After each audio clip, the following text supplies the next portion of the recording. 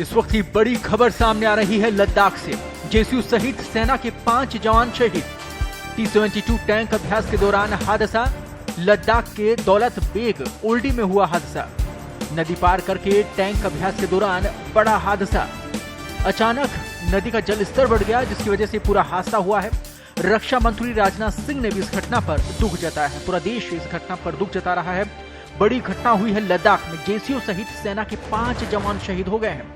T-72 tank अभ्यास के दौरान ये हादसा हुआ है। बताया जा रहा है कि नदी पार करते समय ये अभ्यास के दौरान हादसा हुआ और अचानक से जल स्तर बढ़ गया नदी का और उस दौरान 5 जवान शहीद हो गए। लद्दाख के दौलत बेग ओल्डी इलाके में टैंकों के साथ अभ्यास के दौरान नदी का जल स्तर बढ़ गया। इस दौरान सेना के 5 जवान शहीद हो गए।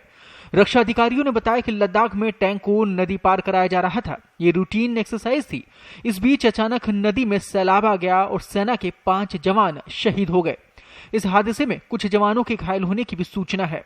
रक्षा अधिकारियों के एक बयान के अनुसार लद्दाख में अचानक आई बाढ़ में सेना के 5 जवान बह गए। ये घटना वास्तविक नियंत्रण रेखा के पास दौलत बेग ओल्डी क्षेत्र में टैंक अभ्यास के दौरान हुई, जब नदी पार करते समय पानी का स्तर अचानक बढ़ गया। दरअसल दौलत बेग ओल्डी में टैंक अभ्यास चल रहा था और सेना के कई टैंक यहां मौजूद थे। इस दौरान वास्तविक नियंत्रण रेखा के पास एक T-72 टैंक द्वारा नदी कैसे पार की जाती है, इसका अभ्यास चल रहा था। अभ्यास के तहत जब एक टैंक नदी को पार करने की कोशिश करने लगा तो अचानक से नदी का प्रवाह तेज हो गया और टैंक बह गया। बताया जा रहा है कि इस दौरान टैंक में कुल 4 से 5 जवान सवार थे।